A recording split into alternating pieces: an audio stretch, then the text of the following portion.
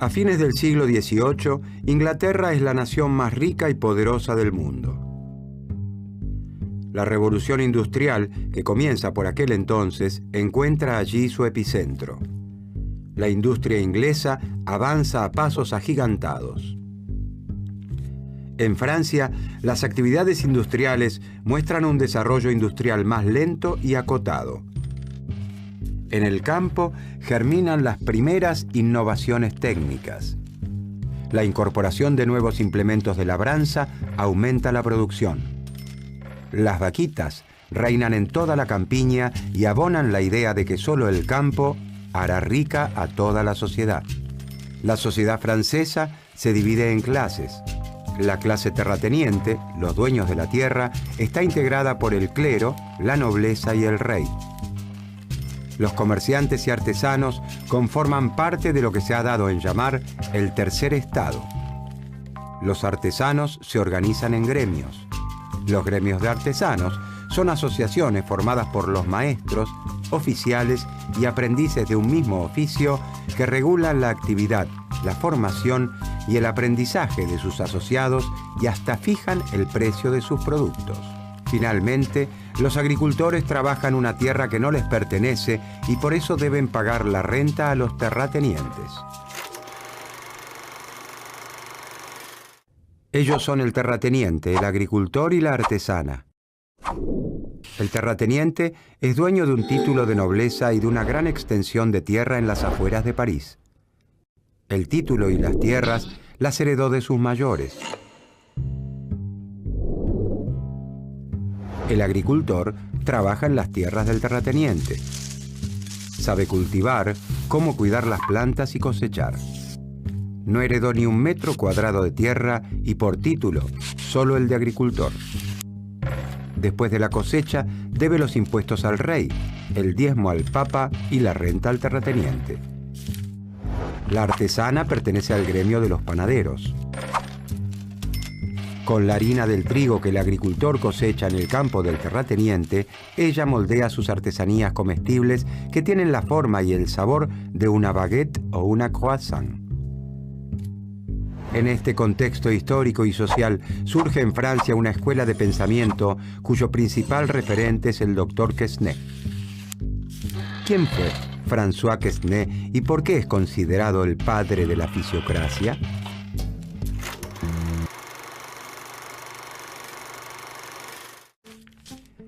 El doctor François Quesnay es un médico cirujano que vive por aquellos días en París.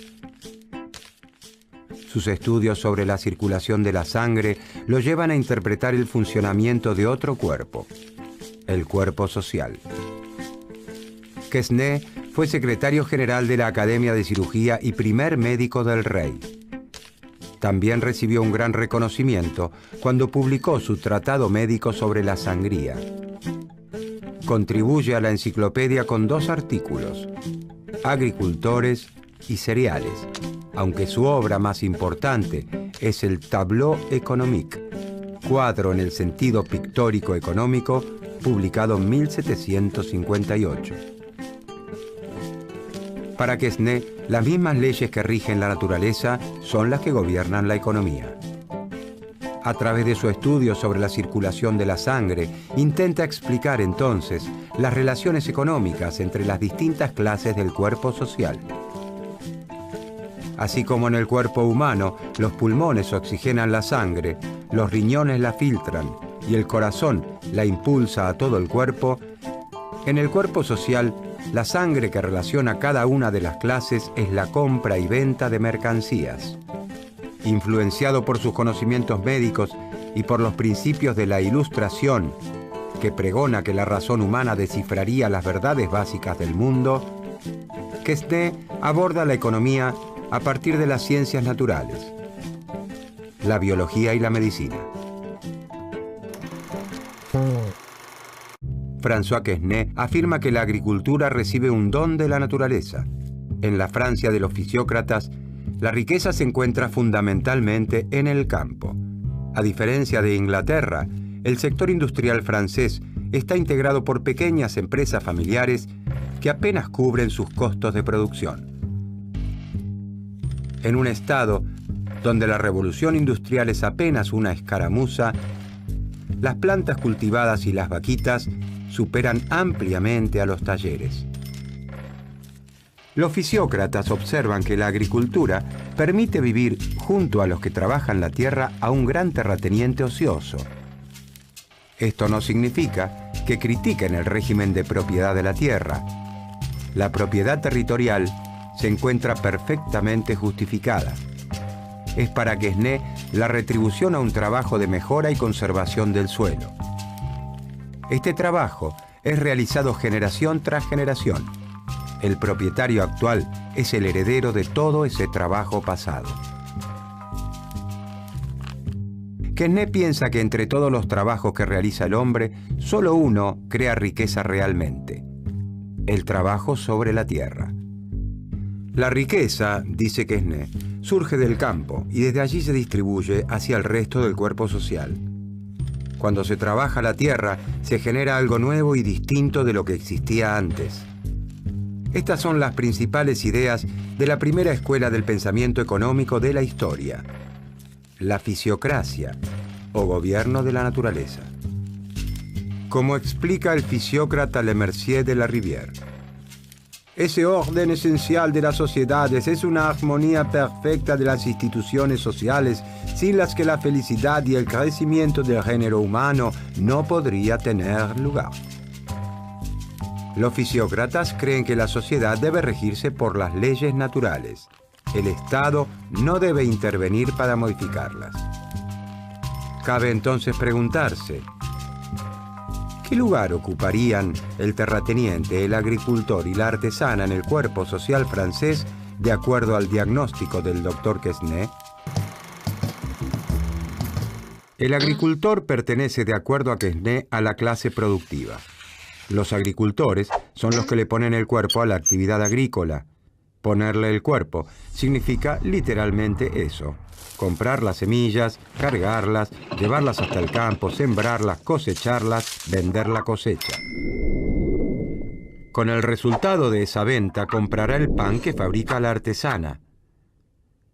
El excedente de todos sus gastos, los que realiza para producir y para vivir, constituye la renta que debe pagar al terrateniente. Esa renta es la riqueza que genera el agricultor, que es la riqueza que genera la sociedad. Para los fisiócratas, la agricultura es la única actividad que genera riqueza. La artesana integra la llamada por Quesnay clase estéril. Para los fisiócratas, los artesanos y comerciantes no producen riqueza. La sociedad no es más rica luego de que los productos de la naturaleza son transformados o trasladados. Estéril no significa inútil. La artesana transforma la harina de trigo en una masa con la que fabrica sus delicias. Es muy bueno que se dedique a producir pan para que todos los franceses puedan disfrutarlo en sus mesas. Pero su actividad no hace que la sociedad sea más rica. El terrateniente no produce bienes agrícolas ni productos elaborados. Vive de la renta que el agricultor le paga por trabajar sus tierras, es decir, vive de rentas. Los fisiócratas observan que la producción agropecuaria genera una riqueza tal que, después de cubrir todos los costos, le permite al propietario de la tierra recibir un ingreso sin haberle puesto el cuerpo a la producción.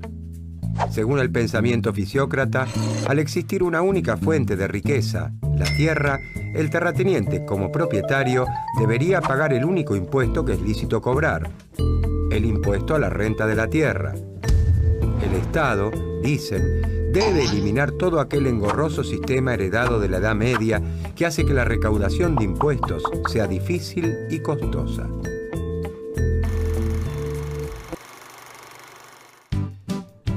Los fisiócratas propugnan incondicionalmente el liberalismo económico.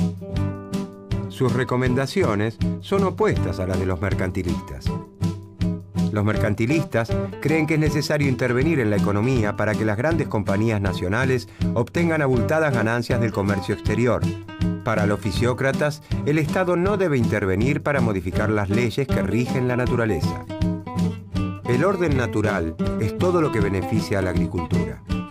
Por eso, sostienen que debe despojarse al campo francés de todas las trabas y regulaciones del Estado. De esta manera, se aumentaría la producción agraria y crecería la riqueza. Proponen la perfecta libertad para que la actividad agropecuaria se incremente lo máximo posible. Rechazan el proteccionismo y exigen que se libere el comercio para que el campo pueda colocar sus productos en el extranjero. ¿De dónde salían todas estas ideas? ¿Quiénes eran los fisiócratas? ¿Qué personalidades llegaron a ser sus mayores referentes? ¿Dónde se reunían?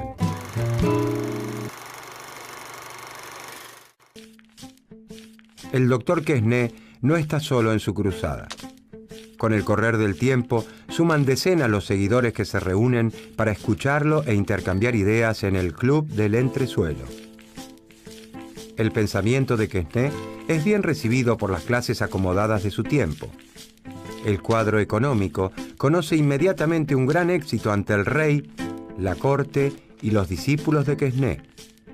Los discípulos de Quesnay siguen las enseñanzas del maestro con gran fidelidad. Tal es así que la sociedad francesa lo llama la secta de los economistas.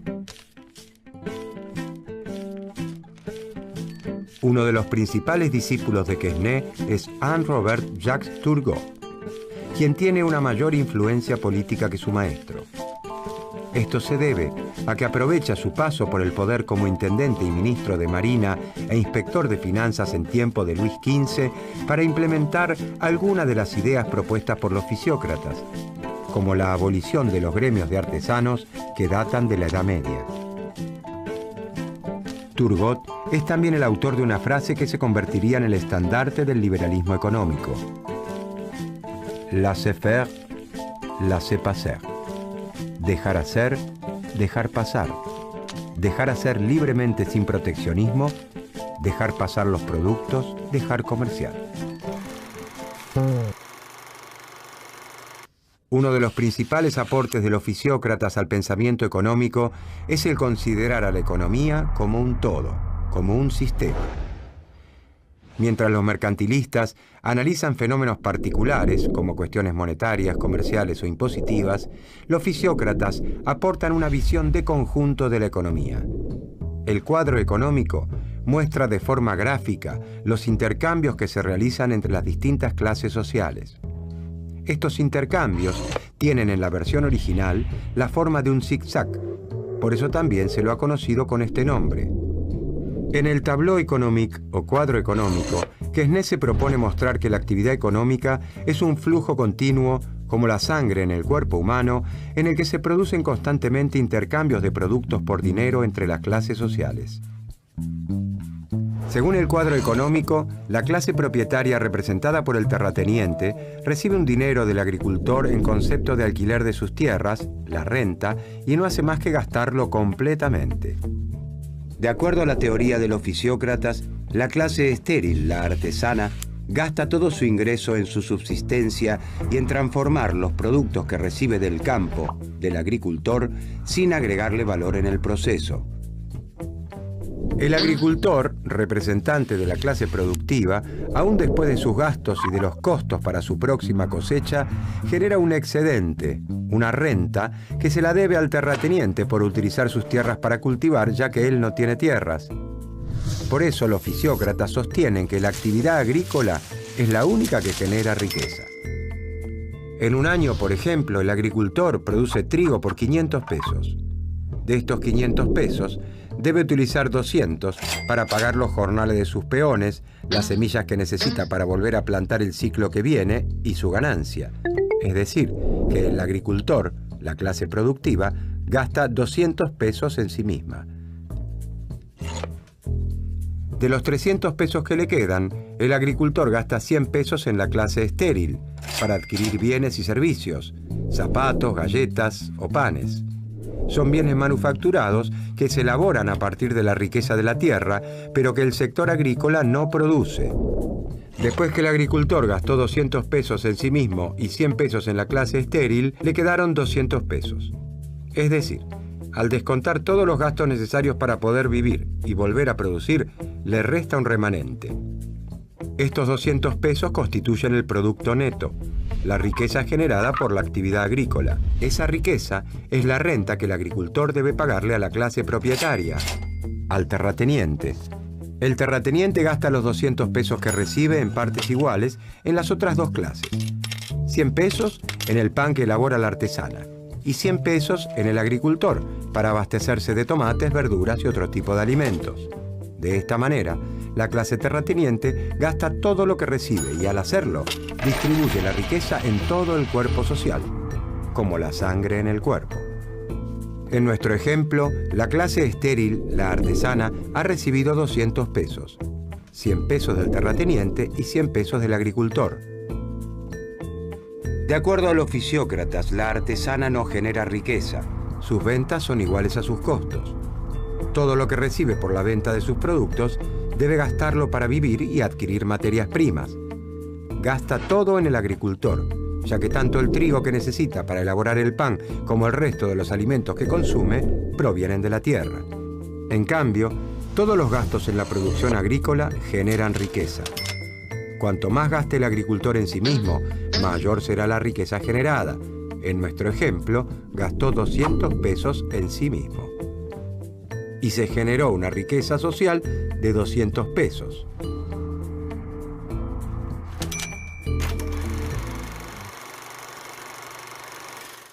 Los fisiócratas son los primeros en analizar a la economía como un todo, como un sistema.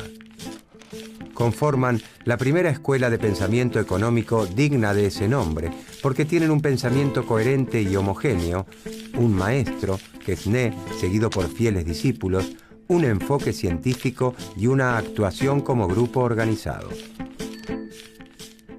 La teoría de un médico cirujano francés, un aficionado que estudió la economía a partir de las ciencias médicas y explicó el intercambio de bienes y servicios con la circulación de la sangre. La sangre, ese tejido fluido tan vital como la economía que puede mover el cuerpo humano y el cuerpo social. Sus ideas podrían entonces resumirse. La etimología de la palabra fisiocracia significa el gobierno del orden natural o gobierno de la naturaleza. La naturaleza le regala un don a la agricultura. La agricultura es la única actividad que produce riqueza. La riqueza surge del campo y de allí se distribuye a toda la sociedad. El impuesto sobre la tierra es el único que debería cobrar el Estado, ya que es de allí de donde proviene la riqueza. El Estado no debe intervenir sobre unas leyes que rigen la naturaleza. Laissez-faire, laissez-passer. La influencia de la escuela fisiócrata alcanza su punto culmine en la década de 1760. Para entonces, el número de discípulos de Quesnay se ha multiplicado. Con el correr de las décadas, el desarrollo de la industria en Francia cobra un gran impulso y comienza a tornarse una verdadera revolución. A los fisiócratas les resulta cada vez más difícil afirmar que las actividades industriales no generan riqueza. El desarrollo de las manufacturas y el fuerte crecimiento en la producción que se genera por la división del trabajo muestran que los mayores incrementos en la productividad se dan, en realidad, en las actividades industriales y que la riqueza está conformada por todo tipo de bienes. Quesnay y sus discípulos dejan una estela que nunca se extinguirá en el universo del pensamiento económico.